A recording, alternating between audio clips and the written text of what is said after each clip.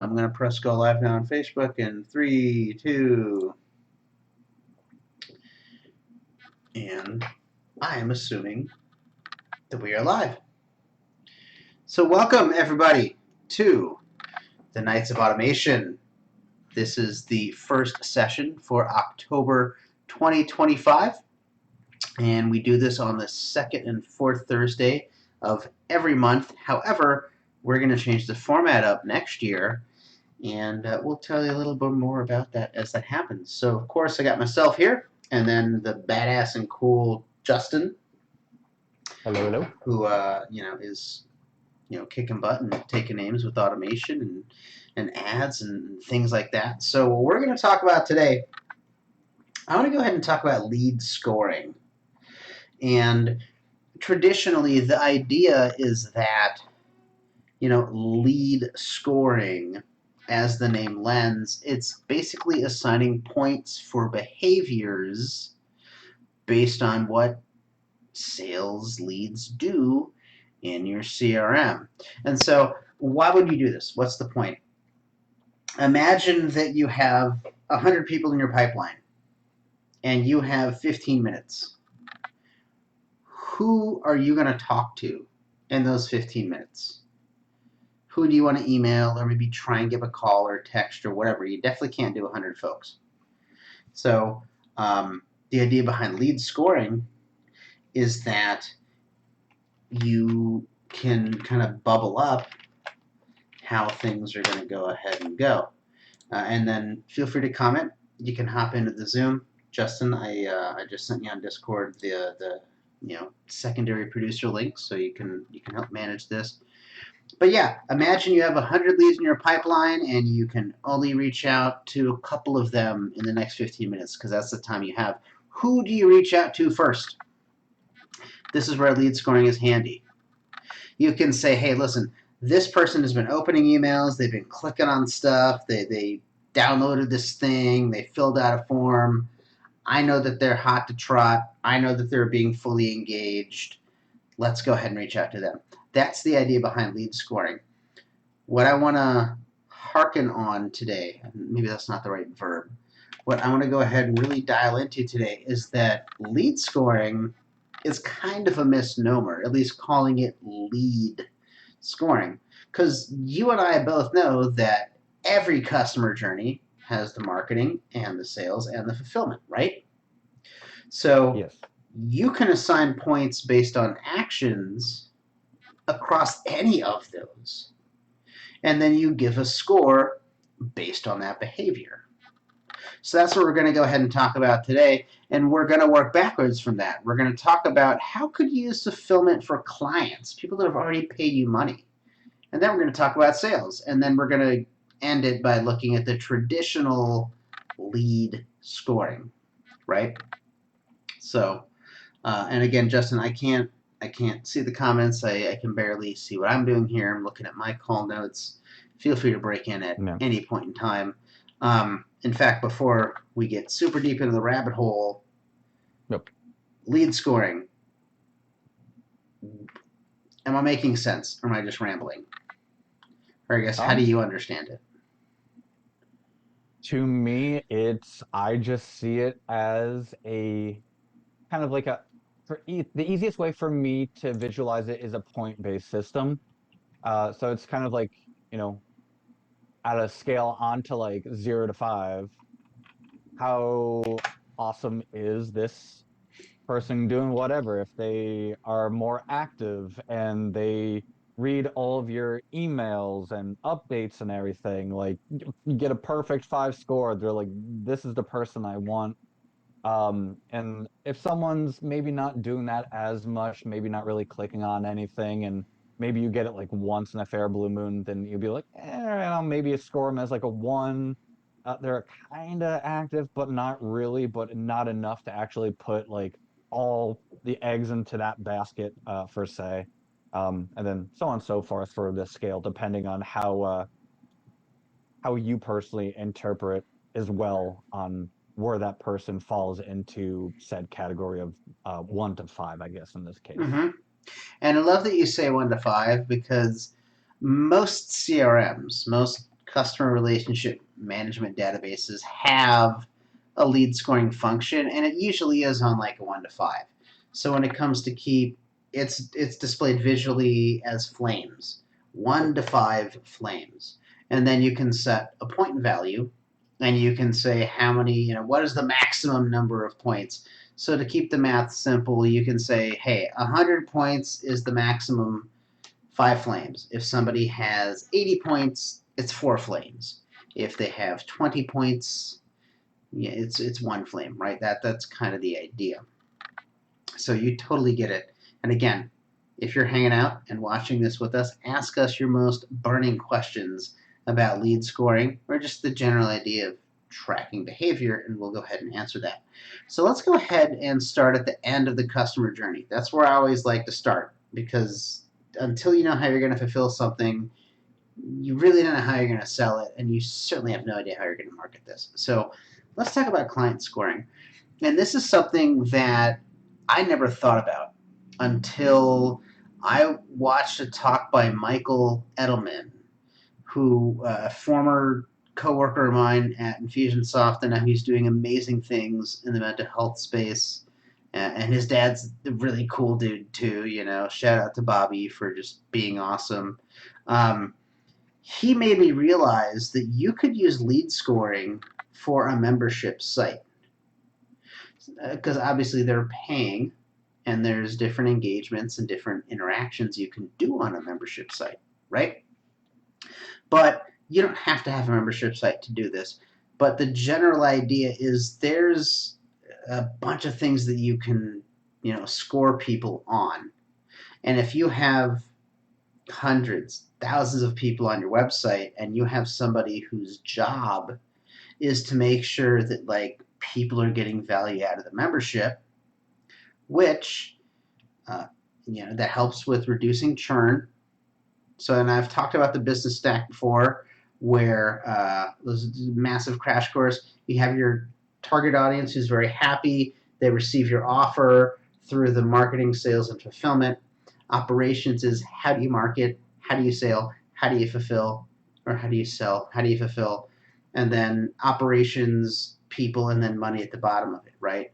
So if you have if your business is membership site based, and you have people that are very inactive, they are not engaged, you're just going to have people churning out. They're going to cancel their subscriptions. And so if you have somebody whose role and their job is to make sure people are getting value out of their thing, whatever it is, that's where you can use lead scoring. So for example, login behavior. If somebody logs in, give them a couple of points. If somebody completes a course or maybe completes a lesson, this is something you could also assign points to.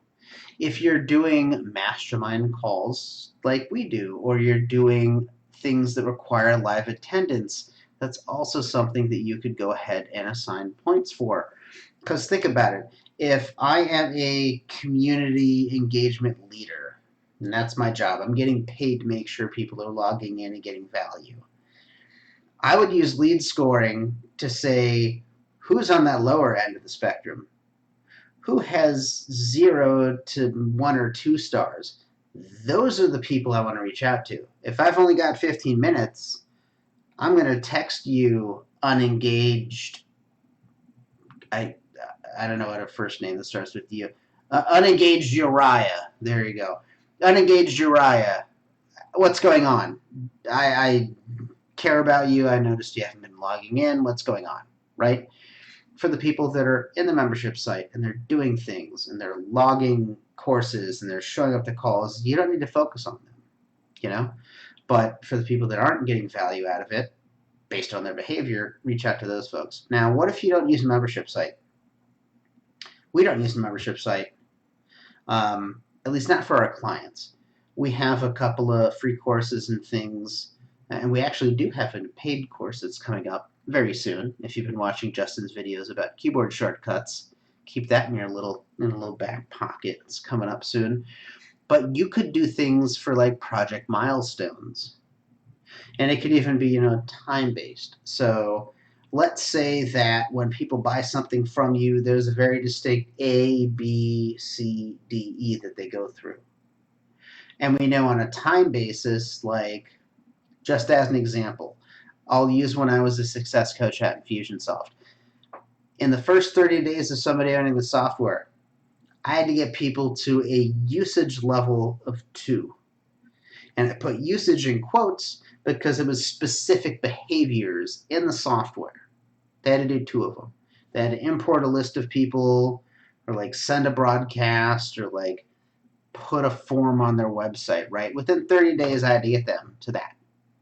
That's something you could use for lead scoring. And then in month 2, that 30 to 60 days, I had to get them to a usage of 4. And that's literally what I was paid on. That was literally my performance metrics, and that's what my raises were based on.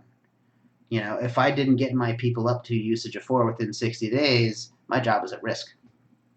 Okay, so you can also use lead scoring for milestones in the service delivery.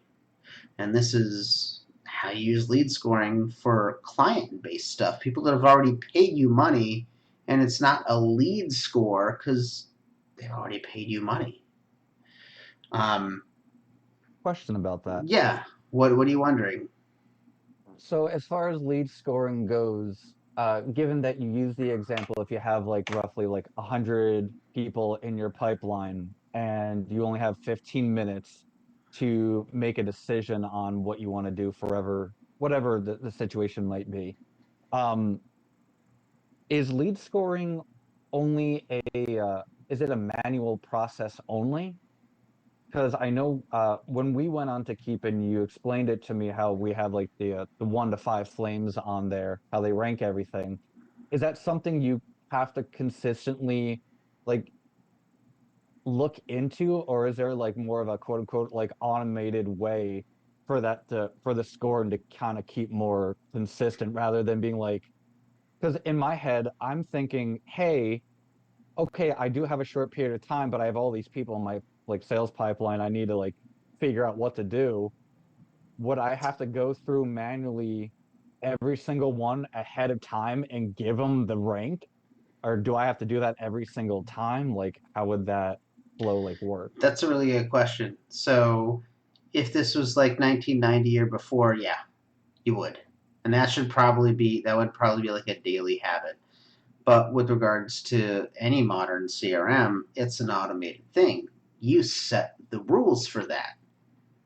You can say, hey, listen, this thing is this many points. So at any given point in time, you have a real time what so. In fact, if you go ahead and buy the Infusionsoft cookbook or just go to iscookbook.com, if you look at what chapter is it? It's the chapter 5.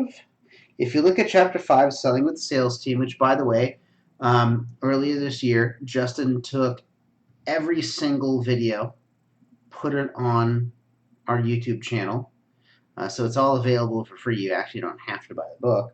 But in You're a the digital chapter learner 5, like me. yeah, Go to it's there. the chapter 5 playlist. The last, or the second to last recipe is setting up lead scoring. And that's how you do exactly what you spoke about.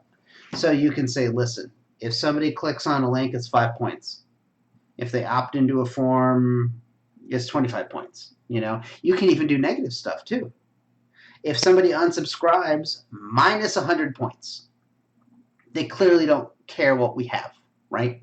Now, as far as client scoring, if it's somebody that's paid something already, that would be like a big red flag for me, and I would probably even set that as like a check engine light, which is something we do with a lot of our clients, to be like, yo, this person's paid us money, they've unsubscribed, we are on fire. Not only because we care about what we're doing and we really want our people to be successful, that also puts us at a risk for a chargeback. Yeah. You know, they're not getting our stuff. But yes, the short answer is it should be automated. You do need to figure out your rules ahead of time.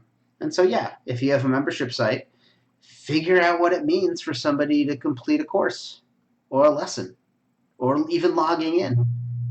Maybe they just get a point every time they log in. Maybe they get 5 points every time they complete a lesson. And then maybe 5 flames is 25 points. And then you're looking out to say, listen, if as long as somebody's more than like, 10, 15 points, so at least, 3 or more flames, they should be getting value out of it. And if not, you want to focus on the people that aren't. So let's go further upstream before the sale. Oh, sorry. What were you going to say? Am I making sense? I'm trying not to rant more these days. That answered the question. Okay, cool. And by the way, if you have a question, feel free to throw it in the chat, and Justin will let me know. And we're going to go ahead and keep rocking with this. So, which, by the way, not only can you have the scoring be calculated automatically, you can actually have automation around people achieving or not achieving a certain score. So we're going to actually talk about that on the next Nights of Automation. So again, second, fourth Thursday of every month, at least for the next 2 months. So when we wrap again on October, hold on, my physical paper calendar here. When we wrap again on the 23rd, the campaign of the month may or may not be around automated lead scoring, which is like what's going to be about. So, surprise, teaser, got to show up for that. Okay. So, we've talked about using lead scoring for fulfillment, which is awesome. It's really just making sure people are getting like a lot of value out of it, right? Let's talk about sales right before the money is made. Okay. So, this is a little closer to the traditional lead scoring. But again, we can do things like assigning scores for people based on how far they've made it down the pipeline. If you have an assisted sale where people have to talk to someone on your team, and you're selling something that's 3 figures or more, it's $100 or more, you need to use a pipeline, is my opinion. And you can have lead scores based on that. So how far did somebody do it? And there's also this idea of a decaying lead score, because it's not permanent, just like humans aren't. Maybe I got a proposal that gave me 20 points. If I haven't moved past that 4 weeks from now, those 20 points should go away. If we're looking at it in the traditional like enterprise level corporate space, this is known as a decaying lead score. And again, most CRMs have this ability to say, listen, if somebody does this, give them this many points, but those points expire after so long. Okay, so you could do decaying lead scores with this. For sales lead scoring, and I guess now we're talking about sales qualified leads. So we verified that, like, listen, they have a problem that we can solve, they have a budget, and they also have the authority to spend that budget. That's basically it. So you can assign scores based on people clicking on links in your emails, even if you have like some kind of a long-term nurture or like a blog drip or something like that. Let's go back to that analogy. There's 100 people in your sales pipeline. You have 15 minutes. Who do you reach out to? Do you reach out to the somebody? To the somebody? Do you reach out to somebody who has clicked on every blog post the system has been sending for the past 3 months? Or do you reach out to the person that has only clicked on 1 or 2 blog posts in the last 3 months? From a closing probability, you probably want to go reach out to the person that's reading absolutely everything, because clearly they're super interested, and maybe they just have some questions, or they have some concerns, or some objections to handle. Which, let's go on a quick scenic route. Justin, I know you've done sales. Were you ever taught about the objection cycle before? Or how to handle objections? I'm gonna probably say no, only because I think it also depends on like the kind of like sales work you're doing is, well, at least that's what I would have thought Okay. back then, I would say. I can't say for now because obviously now I know different. So that's a fair Um, question. but yeah, that definitely is a fair question. But I If would definitely say no as of okay, right now. okay, so that was something back. It's I started selling knives in 2004, my freshman year of college, in people's houses that I didn't know, as this like nerd engineer closing on like $1,000 sets of knives. Right? We were taught the objection cycle. You say, "Hey, Mrs. Jones, do you want to buy this set?" If they don't say yes, they're going to be like, "No," and give you a reason. Yeah. And now and that reason is the objection. This is why I don't want to do it. You know what? Yeah, this is great. I see the value in it. I just can't justify spending $900 on a set of knives.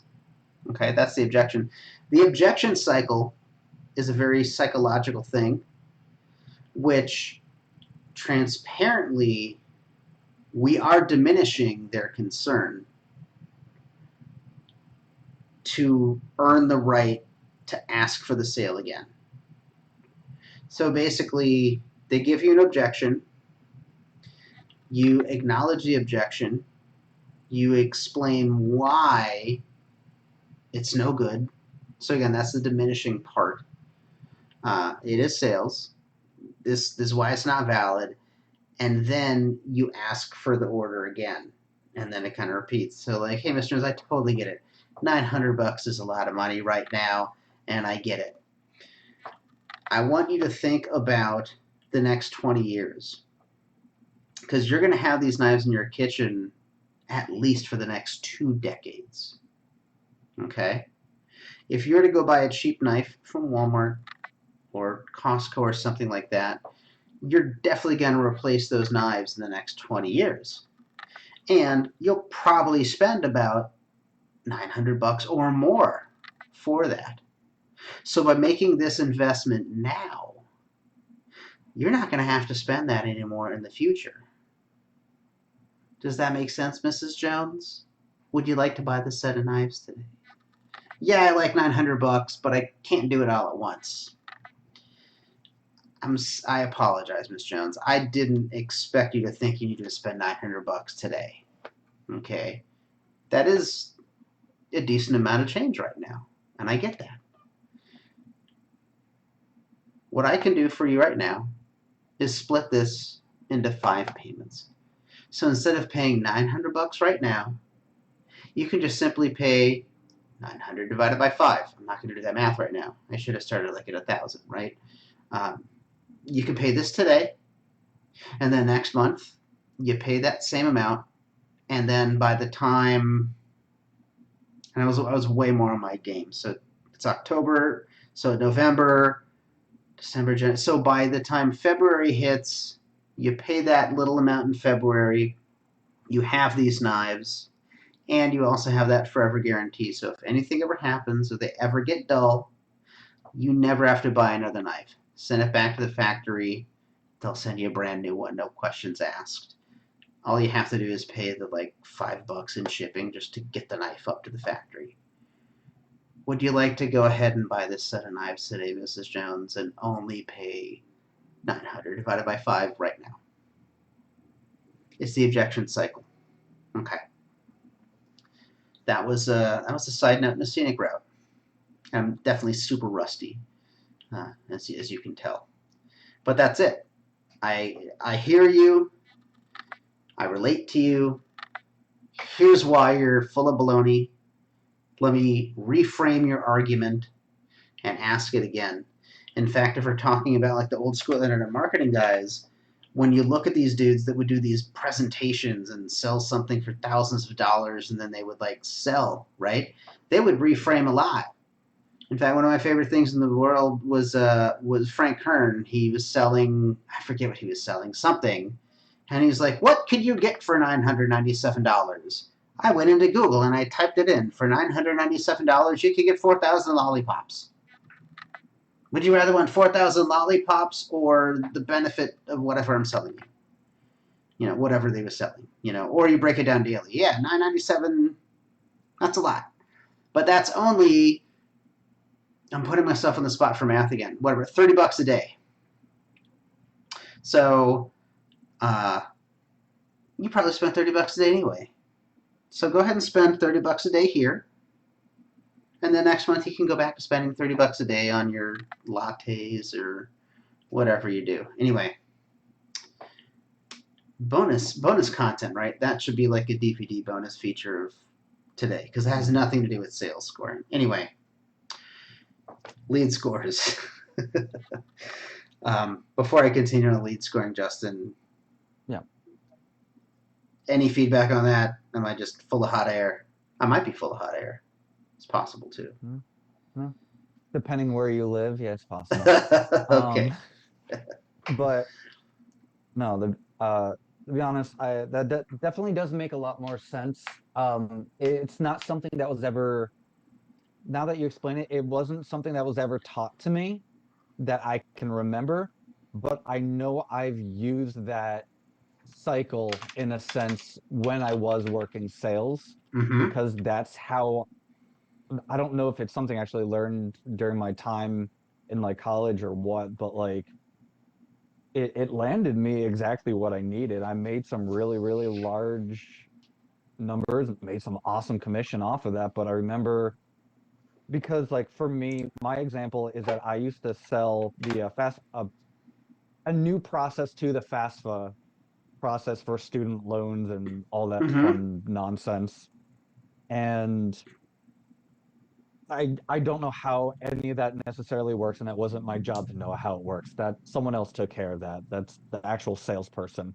For me, being having to pretty much cold call a minimum of 100 people a day, which is absurd, by the way. That's a lot. That's a Um, lot of people, dog. Like, that's a geez. lot. That's a lot of universities and community colleges, and I was good at my job. I hated it, but I was good at it. But the whole deal is that like I understood the frustration of it because I had to go through the FAFSA process, or else I couldn't afford my education that I personally, chose and that I wanted from my business career and background and everything.